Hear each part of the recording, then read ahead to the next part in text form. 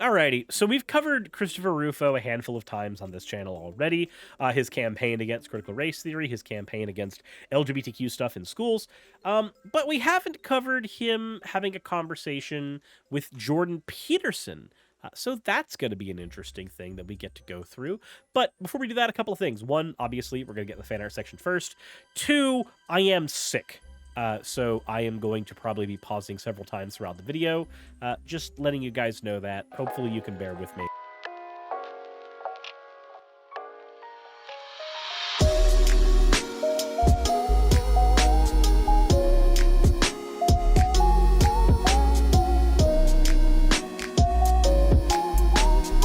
Doodle says trying out some new coloring techniques. Aw, that's adorable. The next one we have here is from a Sapphire Jade-Eyed Cat. I've got a terribly long way to go before this thing's out of the work in progress stage, but Seal Point Suris Cat? Aw, that's adorable. I love it. The last one we have here is from Mathematical Cabbage. More interrupted beach moments, this time with Raz. It's just Timer-kun being obnoxious as he is. Jesus. As always, everyone, thank you all for your fan art submissions. If you want your fan art to be shown in a future video, the best way to do so is to drop into the fan art section of the Discord. With that said, let's go ahead and get right into everything. So the first bit here is a bit where Chris Rufo and Jordan Peterson are talking about moral panics, about CRT, queer theory, stuff like that. Let's go ahead and take a listen to some of this. Who are you? What in the world are you up to? And why have people so suddenly, in some real sense, become interested? Why have you become a focal point of attention on these issues? Sure. I think it's because I was really the first person to do the reporting, to actually substantiate the feeling that many people had that our institutions had been captured by left-wing ideologies. This has obviously been a kind of concern for many people for a long time. But for many years, it felt like it was... So he was able to confirm a bunch of people's deep-seated fears. That's not super helpful. Relegated to the university setting. And so conservatives could say, well, you know, there's something crazy going on at Vassar College. It doesn't affect me. Then after the death of George Floyd in 2020, it seemed like all of our institutions suddenly shifted overnight. So I did a series of reports on diversity training programs in the federal government that got the attention of then President Trump. Then I shifted to looking at critical race theory implemented as a pedagogical approach in K through 12 schools. Again, something that wasn't actually done in K through 12 schools.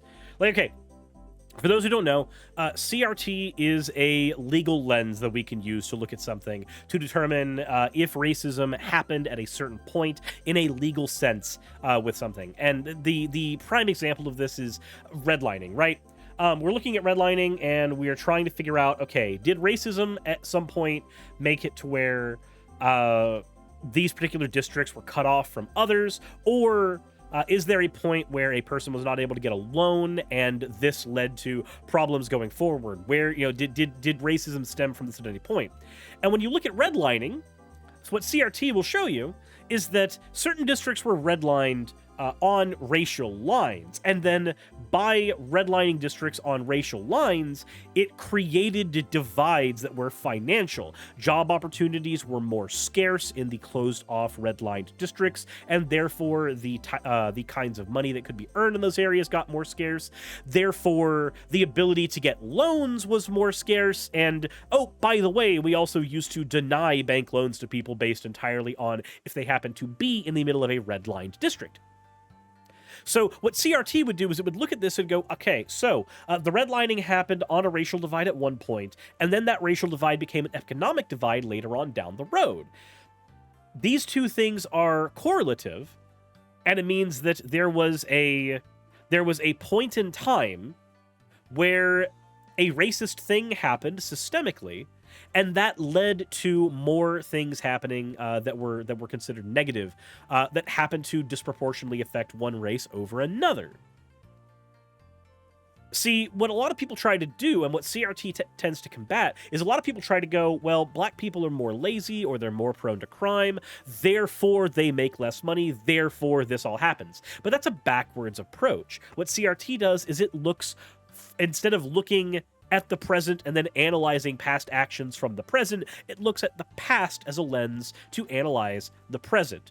Okay, this person is in a low-income area. Why are they in a low-income area? Well, their family had been stuck there for some time because of redlining. Well, why were they stuck there? Well, because they weren't able to get a loan to get out. This is a loan for a vehicle. This is a loan for a house. Typically, it was almost always house loans.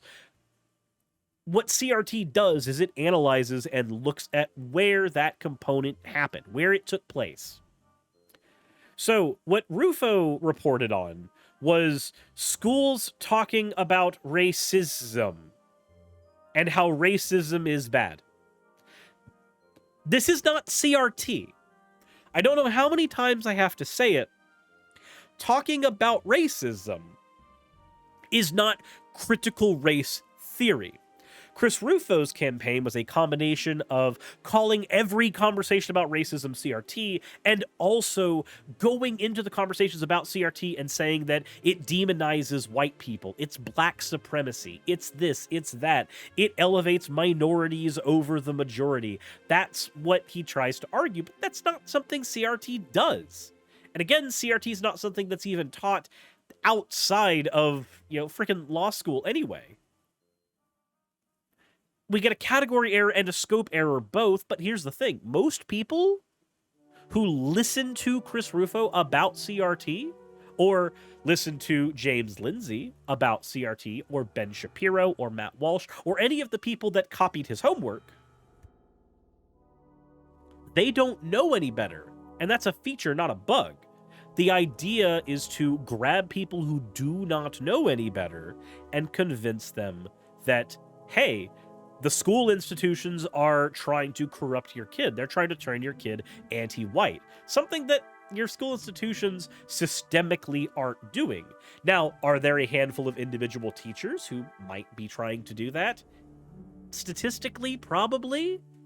Just like there's a handful of teachers, more than a handful of teachers, that are trying to get creationism taught in schools again, or talk about anti-LGBTQ stuff. That's not indicative of a systemic issue. That is a handful of people within a system that happen to fall under those lines. You're going to find extremists in every group at all times, and that includes the public education.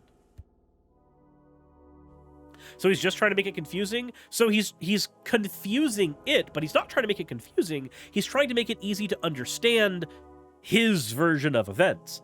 The goal is to demonize all of CRT, but make people feel like they understand what CRT is. And when they feel like they understand what CRT is, they know kind of what it is, a little bit, sort of. It's a very, very bastardized version of what it is, but it's not really what CRT is. And they know they hate it. He wants to demonize CRT by showing his version of CRT. Think about it this way.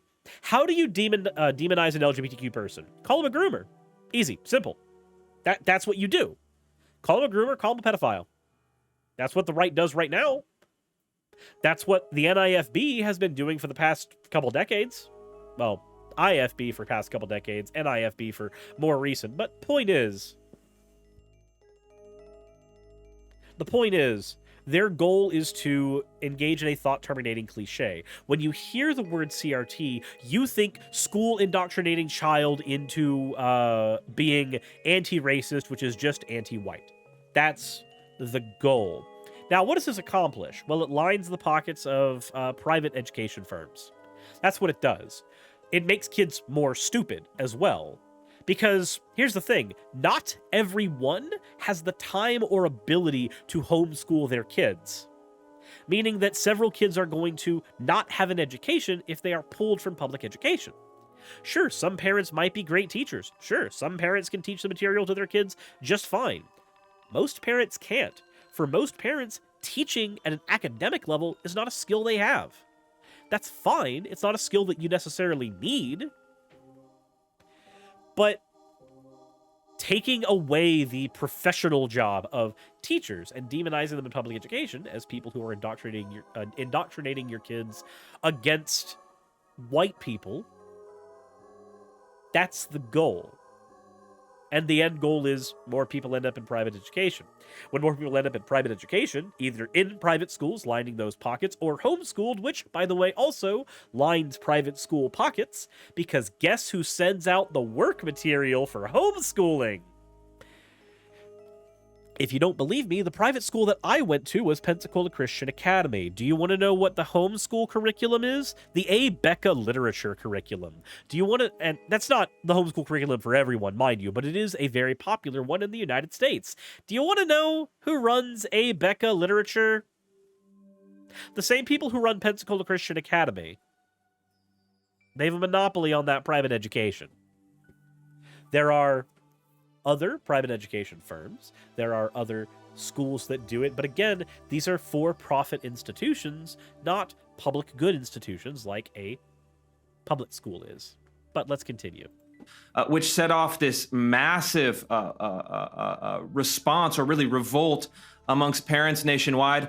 And now I'm focusing on gender ideology as well, looking at K through 12 schools, government agencies, and even the Fortune 100 companies. Who are... So he's talking now about the second part of his campaign, which we've done a video on, which is going into talking about gender in schools. So, all right. Let me ask you a question. Very quick, very easy, very dirty.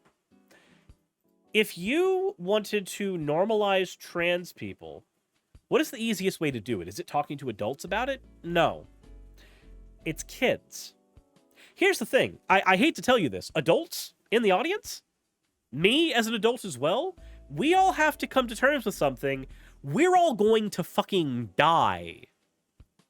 Eventually, we will die. But you know who's got more time on Earth statistically than us adults? Kids do. Therefore, do you want to know who technically has more control over the social zeitgeist? Kids do. Because they will have more time with it than we do. We had lots of time with it, but that time got spent playing Pokemon Red and Blue. The whole gender ideology thing is literally meaningless, like gender's an innate part of society. Yep. But when he talks about gender ideology, he's talking about trans people. So, how do you help end racism in a country? Well, you stop it at its roots. You don't let kids grow up to be racist.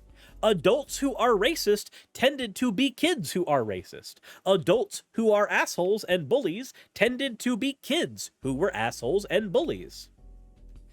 You could change every adult into a not asshole or not bully, but if they've already taught their kids to be that before they change their minds, guess what?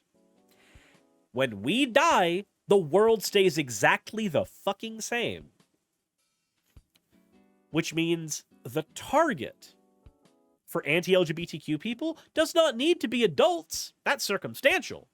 The target is specifically parents, because parents tend to pass their ideology down to their kids.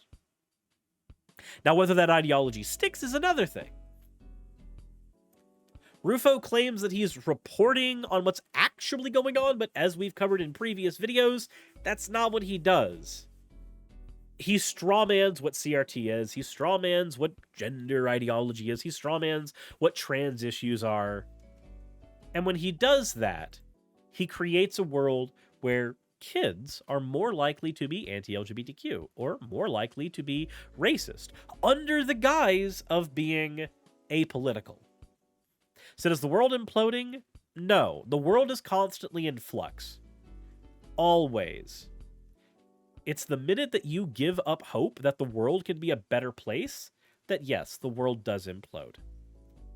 As much of the world is centered around yourself as it is around other people. Giving up and believing that the entire world is just going to shit, that's how people like Rufo win.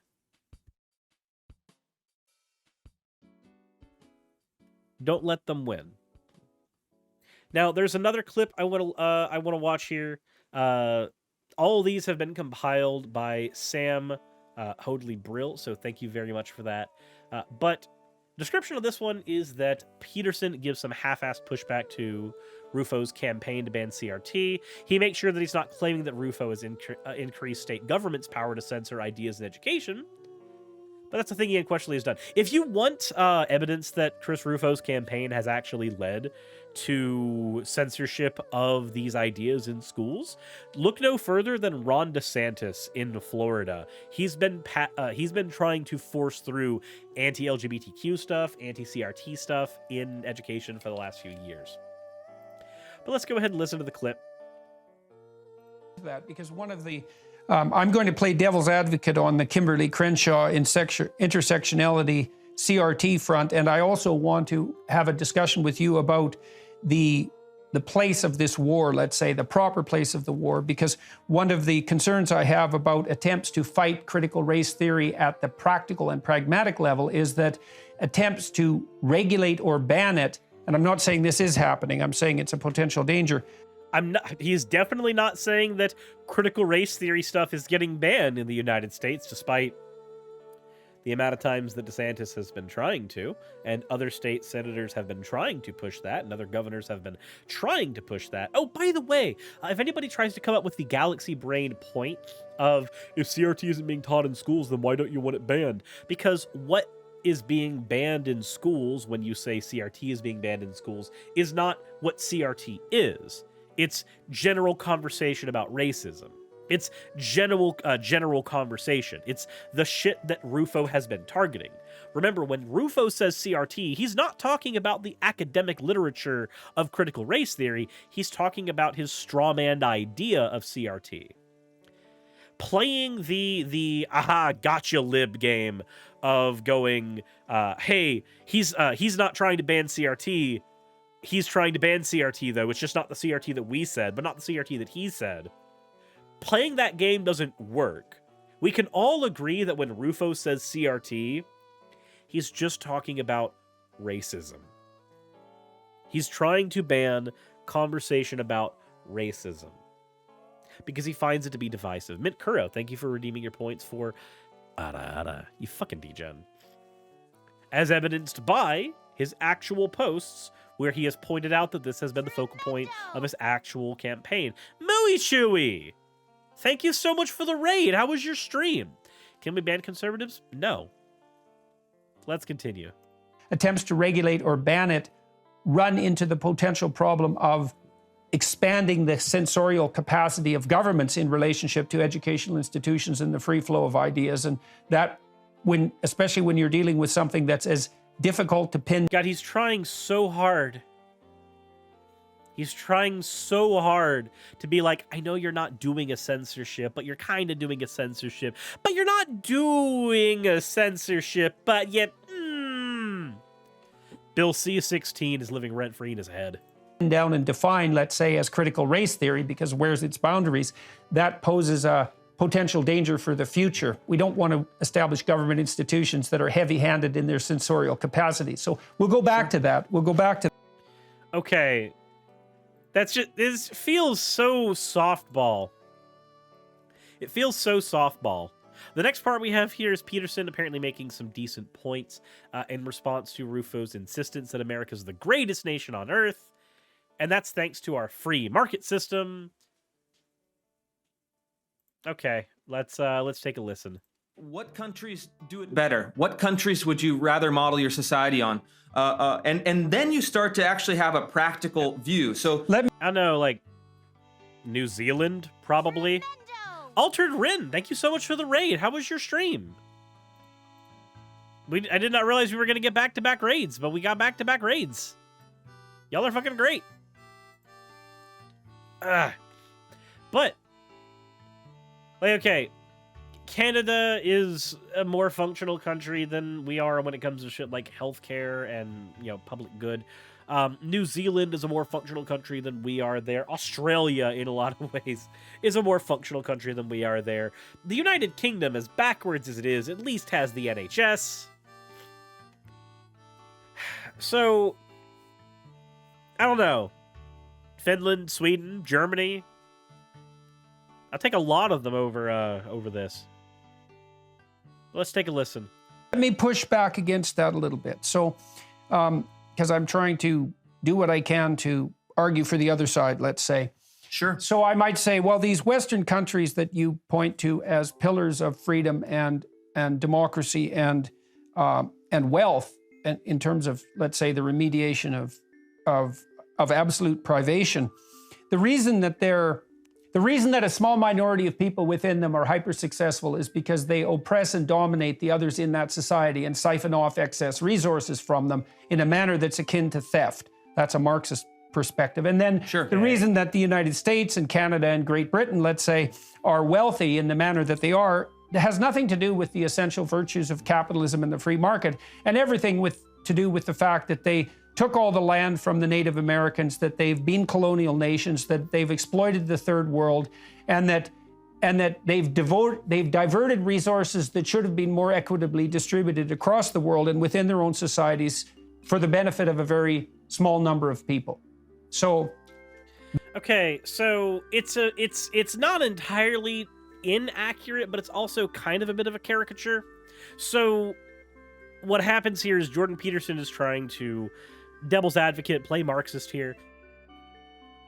And he's talking about, like, hey, despite all of the successes that have happened in our country, it would be better had those resources been allocated equitably as opposed to siphoned up to the very top, which feels like dismissing the successes of the world in favor of equal distribution, which can lead to technological stagnation.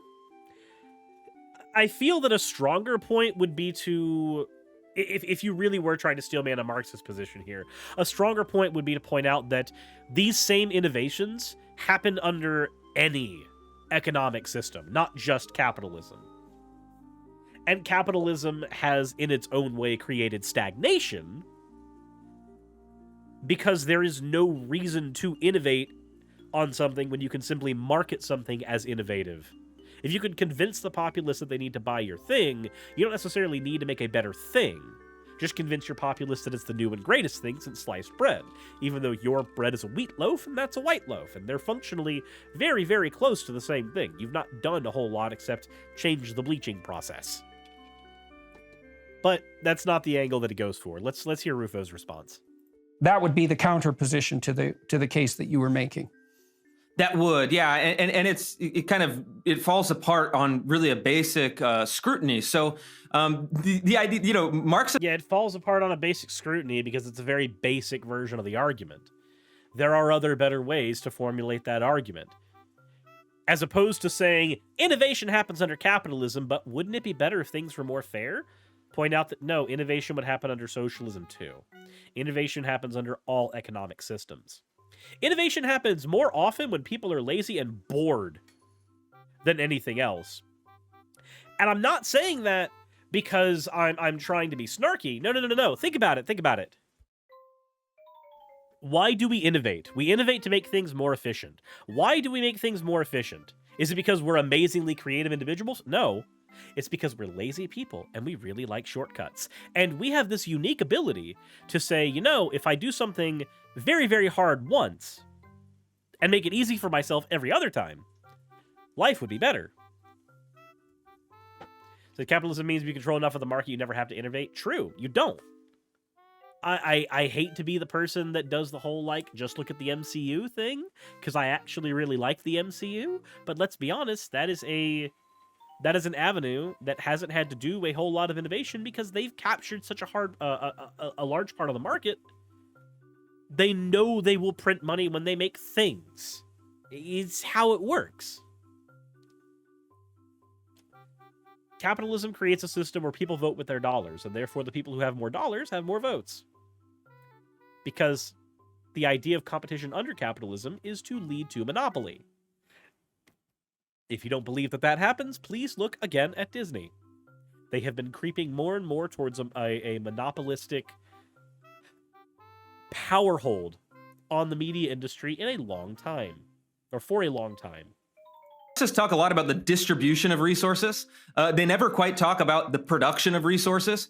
And in fact, all of the... Okay, so most Marxists who I've talked to don't just talk about distribution, they do talk about the production of resources. You want to know how they talk about the production of resources? Because that's how those goods happen in the first place. Most conversations about workers' rights begin with understanding that the worker is responsible for the majority of the production. That's why, my guy. This again, it requires a straw man of it. And I'm not a fucking Marxist. I'm not a fucking Marxist, and yet, here we go. So these thought-provoking things are interesting when I'm not recording, MDH. Thank you for the 100 bits, though. The Marxist systems throughout history, they're great at distribution because when you have all of the guns, you can take things from one person, give them to another. They're really bad at production. Are they, though? Just out of curiosity. Okay, so let's look at previous systems of production. Let's just look at that for a minute here. So we have capitalism, where one person has all the capital, and he uses that capital to buy a factory. And that factory produces a shit ton of canned oranges, let's say. And that's the thing he's going to make his money off of, canned oranges. He doesn't pay his people a living wage, but they don't have anywhere else to work, so they work at the factory. 60, 70 hours if they need to. If they lose a finger or two, who the fuck cares? Might even be kids working there, who knows? Now, we all know this is shit that has happened in the United States, so before you try to say, that's a straw man, no, that's a thing that happened here. Freaking, we had a car assembly plant that recently was outed as having child labor at it. So, no, this is a thing that happens right now under our current system. That was in Alabama. So, we know that's... Now, let's change the economic mode. Let's change the mode to socialism as an idea. Socialism. So the workers own the means of production. Wow, wait, hold on. The workers own the means of what? It's almost as if, Rufo, the idea of production is innately ingrained into anything that is considered even remotely Marxist. I don't agree with Marx's idea of socialism in that it's a nice middle ground between where we are now and his idea of communism. I don't. For me, socialism would be a goal as opposed to a stepping stone, but you know, that's just me.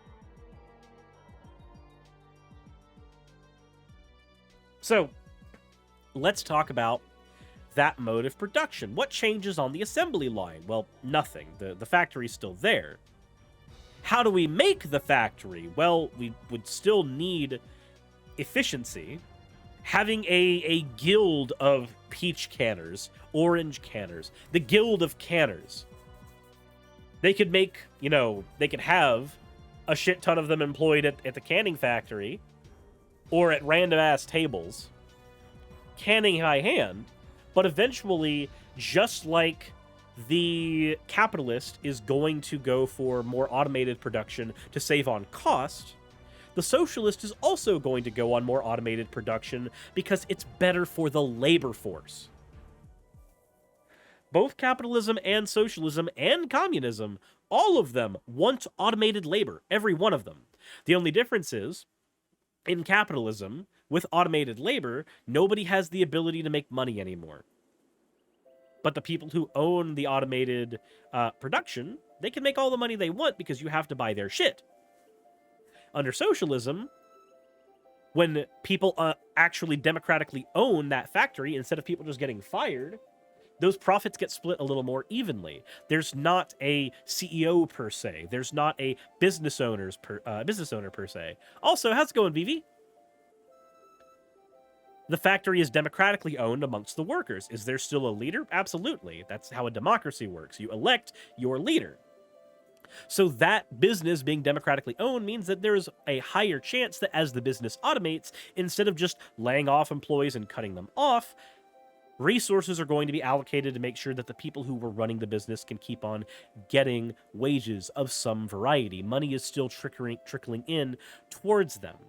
And as every industry under socialism would be communally owned in some way, shape, or form, democratically controlled in some way, shape, or form, that would be the same across all industry.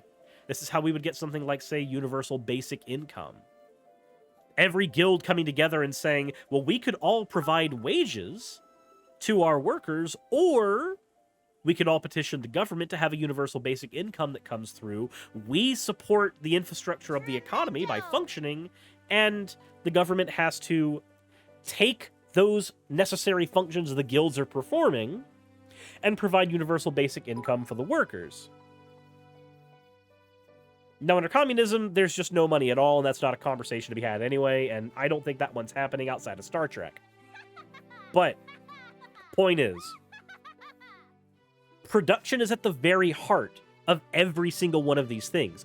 Wealth distribution is part too. It's part and parcel, but the mode of production is at the heart of all of these economic systems. Vivi, thank you for the 100 bits. Alec Gunter, thank you so much for the raid. Also, Gunter, is that a Ready Player One reference? If so, awesome. Bardlock Moses, thank you very much for gifting a community sub. Bregwin, thank you for the 100 bits. Omega Shenron Dragon, thank you for the follow. Felicia Angel, thank you for the 200 bits. And Mint Kuro, thank you for the 100 bits as well. Said it's your name? Oh, sweet. Axolotls, thank you for the 100 bits as well. Queen Laura, how you doing? Thank you for the follow. Now, are any of these systems perfect? No. I'm just going to go ahead and shatter that idea right now. No, these economic systems are not perfect.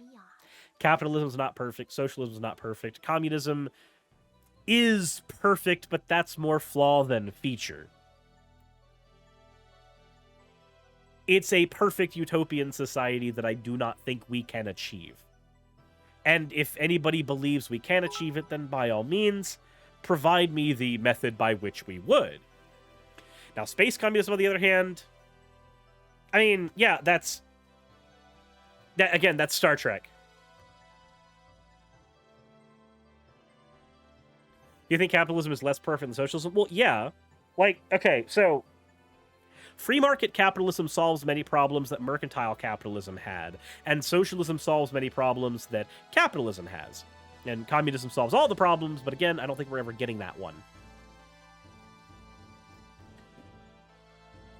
Capitalism unrestrained creates a fuck ton of problems. Like, again, Disney owning all of, not all, but most of the media industry. Bardlock Moses, thank you for gifting out a community sub. Omega Shenron Dragon, thank you for the 100 bits. So do you prefer democratic socialism? Well, there you go.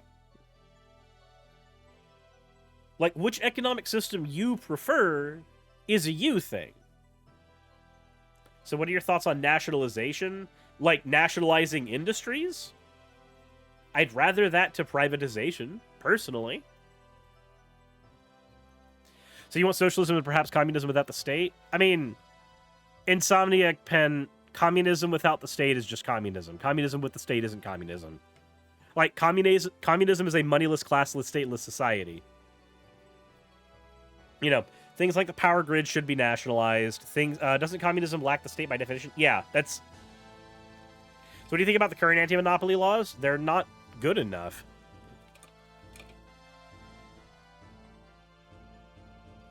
Like, nationalization of industry is fine if the workers ultimately are the ones that control said industry, if they have a say in what goes on. Otherwise, you just get China's economic system.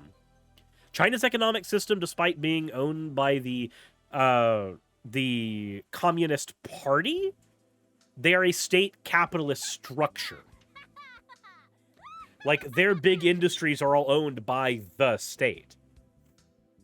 I don't like that one as much either, because their government itself is not as democratic as it should be in any way, shape, or form.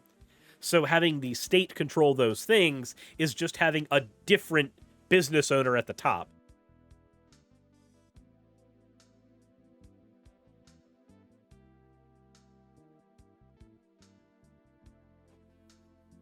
That the USSR and China are not true communism. It's not that they're not true communism, it's that they aren't communism at all.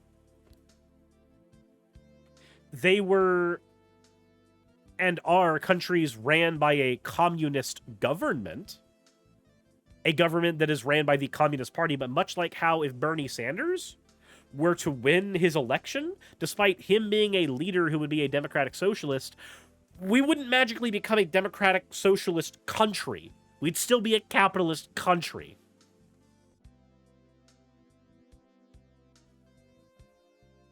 How's it going, my molecular bond bromance? And for Lorio, thank you for the follow. No one cares now. Thank you for the Prime subscription.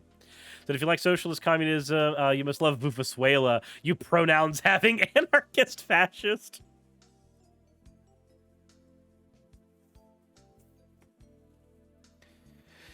But let's continue on with the Jordan Peterson video. There's been a quick talk about economic systems, which I like doing, but let's go ahead and take a look at the next bit here, because there's some more stuff to talk about. So imagine I'm invited to a university and I'm worried that there's going to be protests. And I worry because sometimes there are murderous people at those protests. It's no joke. And people get in my face and they threaten me, and physically as well as psychologically. And I'm not afraid of that, but it makes me so angry that I'm afraid of my own anger in situations like that. I joke with my security people that half of the reason they're there is to stop me from attacking other people. And I mean that, it's a joke, but it's also not a joke.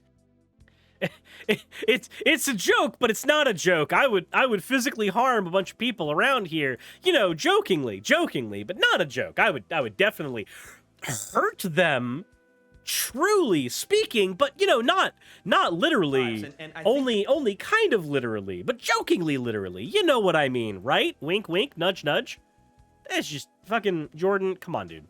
Come on.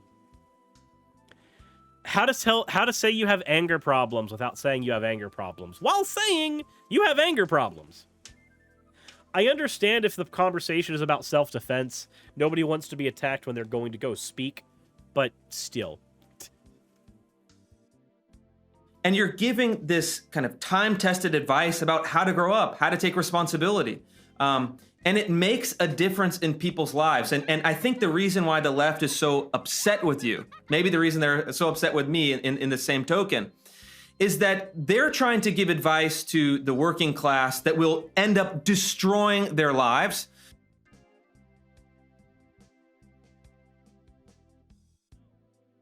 Let's go and stop that one right there. No, it's not. It's not that we're trying to give advice that will destroy their lives, and Jordan Peterson's advice is just so much better, and we've got to attack him because his advice is so much better than ours, and we just can't handle him in the marketplace of ideas. No, that's not how this works, Rufo. The issue is not that. The issue is this. Jordan Peterson built his entire fame off of opposing Bill C-16 in Canada.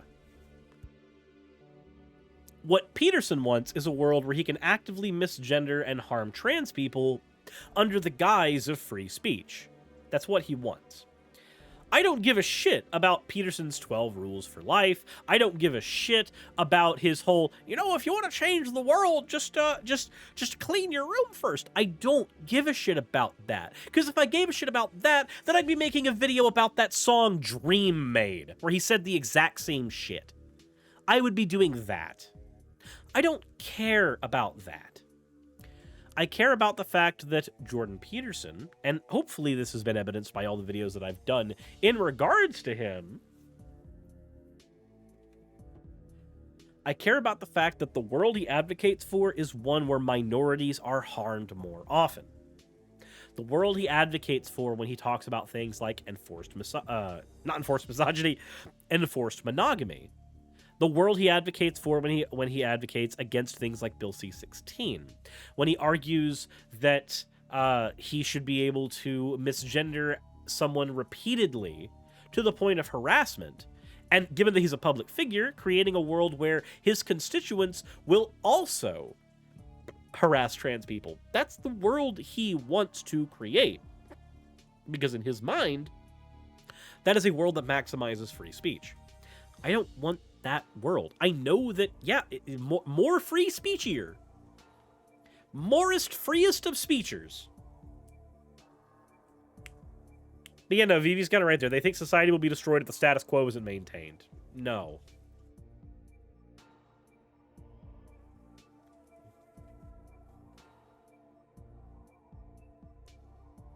I think Jordan Peterson is convinced that there's a cabal of people that want his head.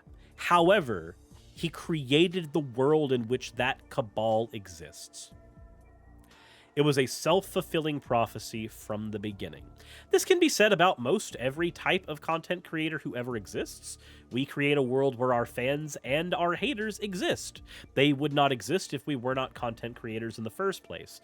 But uniquely, Jordan's situation is one where he has argued against the rights of people and therefore created a world where those people want to defend their rights. But let's continue. You're trying to give advice to working class people that will make their lives better. And it exposes the fraudulence of their ideas. It exposes the hypocrisy of their position. And it really exposes the kind of vengeful heart of their ideology. And to me, vengeful heart of the ideology. So I have a question. If you supported public policies and practices that led to a more racist world, a world where your minority group, whether it be racial, whether it be gendered, I don't know, I don't care, was oppressed more, would that not breed vengeance? Would you not be creating a world where you would be more vengeful? Like, I know that the immediate response is to go, what are you talking about? There's no vengeance in any of these ideologies, but no, I'm willing to agree there are. But I'm also willing to accept that that vengeance isn't necessarily misplaced. Think about the amount of times that someone like Ben Shapiro, Matt Walsh, Jordan Peterson, Chris Rufo, Marjorie Taylor Greene, any of them, has advocated for a world that would slight you. Should you act on that vengeance? No, that's not productive. But would that vengeance in your heart be understandable? Unfortunately, yes. It's a self-fulfilling prophecy. You piss and moan about the enemies you've created, but you literally build the world where those enemies are naturally going to get created.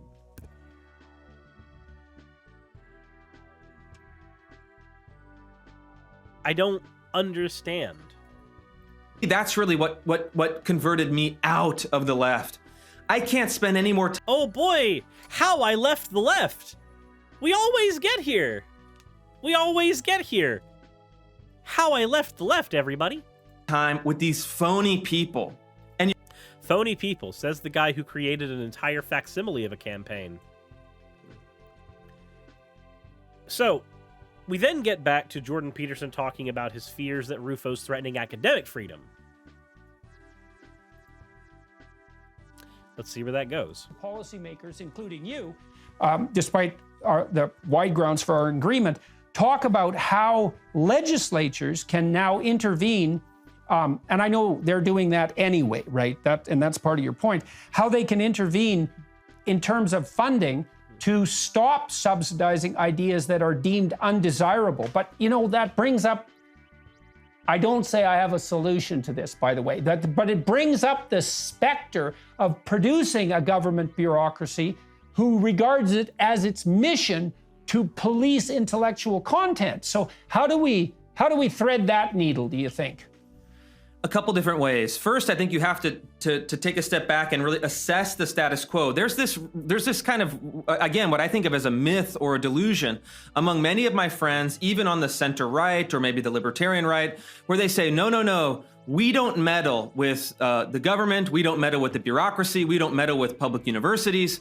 That's an infringement on, so-called academic freedom, that's an infringement on the free market, etc.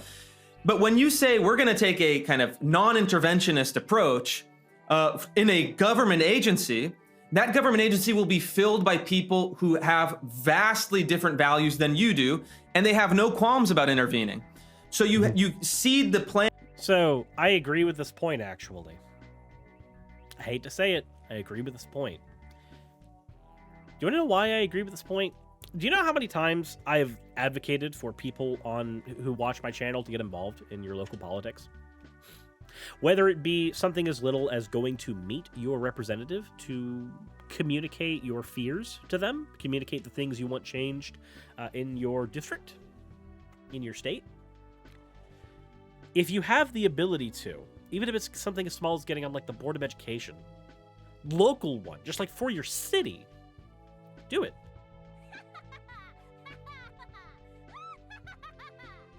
Not everybody can have a big Twitter following, a big YouTube following, a big Instagram following. Not everybody can influence people with their words on a great scale. But you don't have to do that. And there's even argument that things like what I do here on this platform aren't very effective at changing the world around us. But getting involved in your local politics, talking to your local representative, being part of their team, doing phone banking. What's another one that's really easy to do? Oh, right. Literally looking online to see what positions need to be filled in your local, like, city government. Those are things you can do.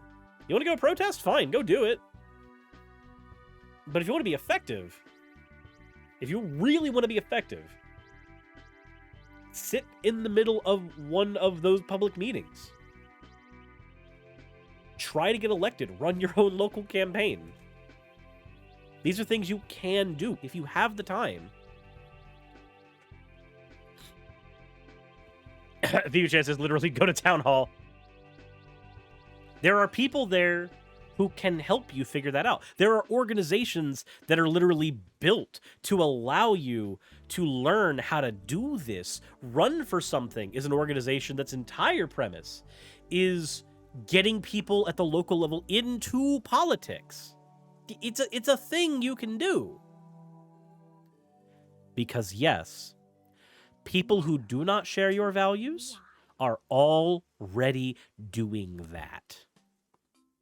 People who do not agree with you, people who would rather have your rights stripped away, they're already doing all of this. Praxis, thank you very much for the follow.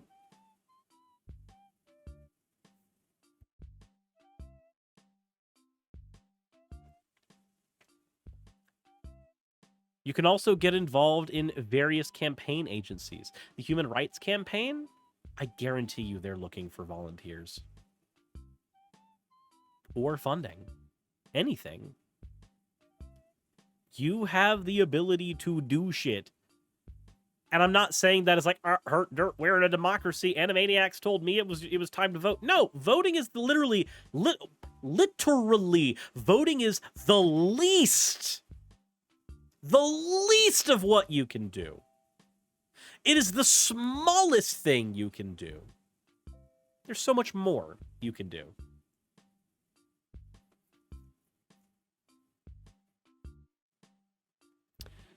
But let's continue. Playing field, you cede the territory to your enemies. And so the conservative or someone who wants to change these institutions has to recognize that these are fundamentally political questions. There's no abstract and totally disconnected intellectual freedom in the public university.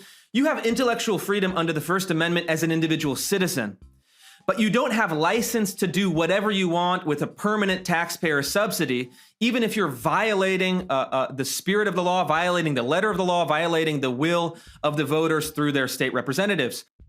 Again, I hate to say it, but in this case, I actually agree with Rufo. I do. But let's start getting into things I disagree with again, because those are much more fun.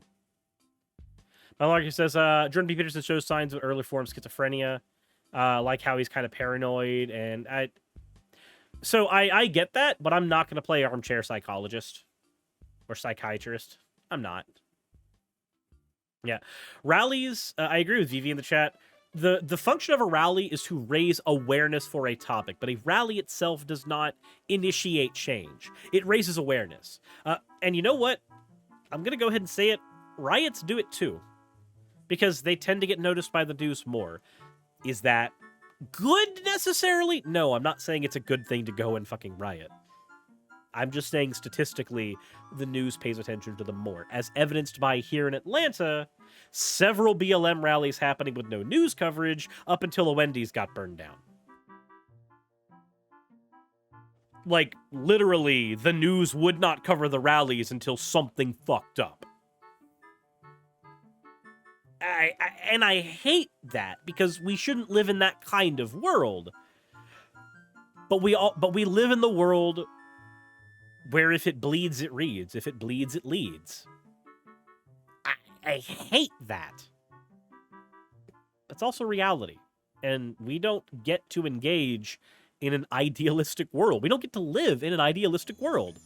We live in a fucked up one that we have to work around how it functions as best we can. Bad press is still press, same for VTubers. Yeah, that's why I'm not covering the freaking misogynistic VTuber that I interacted with on Twitter, who tried to say that that women shouldn't be allowed to talk in churches. I am decidedly not naming him or covering him, because I've already had the conversation with him on Twitter. That one doing the Bible quoting? Yes. Yeah. Would that he had more notoriety, but no. Production right now that is now being dominated by a specific ideology and then using the transmission belt of the institutions in order to corrupt them, in order to achieve dominance over them. That was their strategy that they laid out in the early 1990s in critical race theory and queer theory, for example. I think the two most prominent theories that we're grappling with today. You mean the only two that you've done reports on? The two boogeymen you've constructed. Don't worry, there'll be a third one when you're done fucking with trans people. And they've achieved this. But the key takeaway and the key thing I've been working on, I'm really trying to explain, is that when ideology becomes attached to administrative power in a permanent and meaningful way, you have a revolution. That is the definition of a revolution. No. What? No, a revolution requires there to be something bottom up. Not a currently existing administration getting ideology attached to it. That's such a fucking overly simplistic idea of a revolution. This is a way to try to argue that the left is destroying your industries and taking over your women or some shit. Look, do you want to know an ideology that has been attached to a political party for a long time? Puritanical conservative Christianity has been attached to republicanism for a very long time. Is that a revolution? No, by almost no definition, it's not.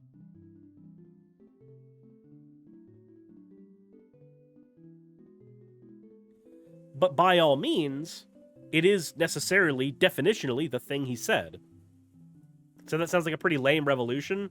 Yeah, it sounds like a bunch of parents angry at their 90s kids. A kind of disruptive ideology achieves administrative and bureaucratic power. So we're in actually those conditions today. We're in the midst of a kind of soft, superstructural, cultural revolution. And the goal for conservatives should be to sever that connection between those ideologies and bureaucratic power. You can't do that through mere persuasion. You can't do that through mere intellectual discussion or debate. So at least we agree you can't change society this way through debate. You can't. You can't do it through discussion. I would like to, but we can't. This is the reason why, for instance, I'm not going to debate a Holocaust denier. I'm not. What's the point? What's gained?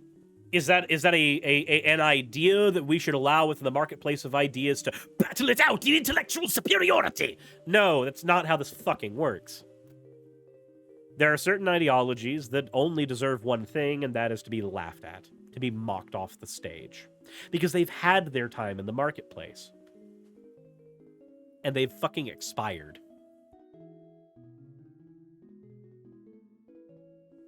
But, one last bit before we end this segment here.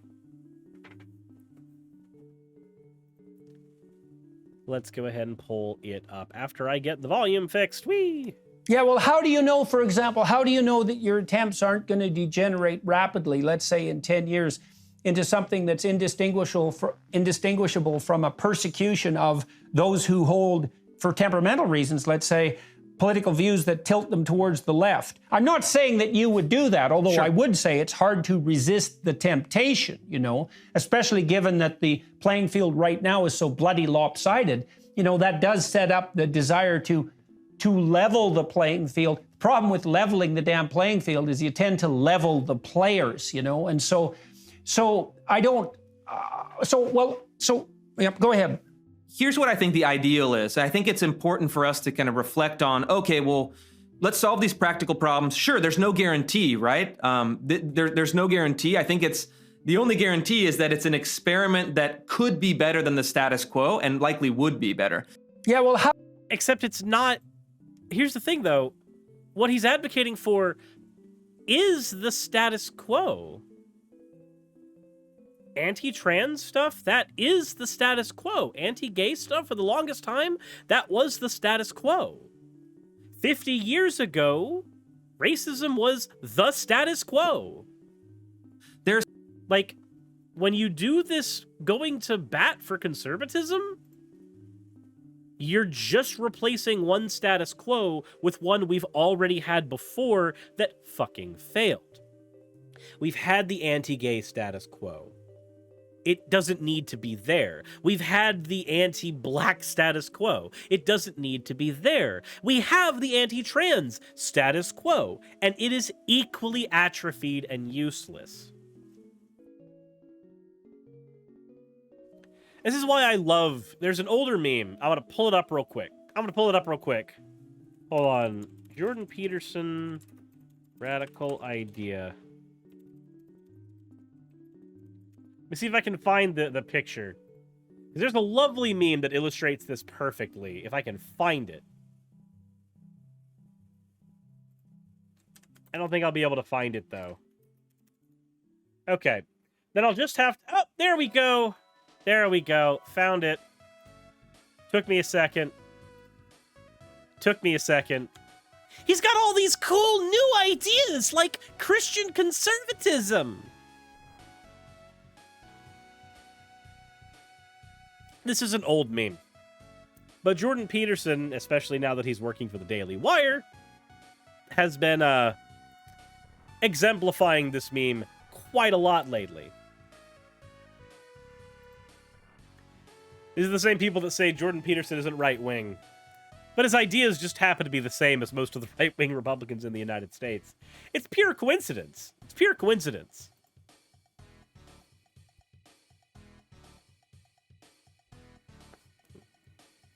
So, God, he's with the Daily Wire? I had no idea. Yep.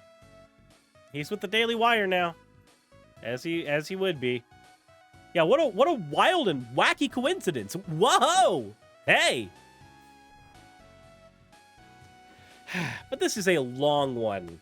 I didn't expect this video to stretch out to 57 minutes of analyzing, to be fair, a very long conversation between Jordan Peterson and Chris Rufo. And I'm glad that we were able to analyze both of them because I've spent enough time analyzing them individually. Getting them both in a room together, so to speak, is at least a little enlightening. But with that said, let me know what you guys think in the comment section below. I'm sure there's a lot of stuff in this in this conversation that I've missed. I'm sure there's important bits that I have not covered. So maybe let me know what bits those are in the comment section below. With all that said, though, as always, everyone, insert end of video tagline here.